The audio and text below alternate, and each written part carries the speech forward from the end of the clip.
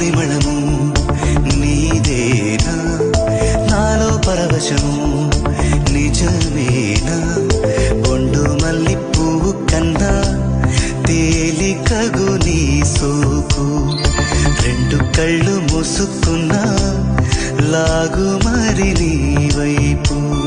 సొగసును చూసి పాడగా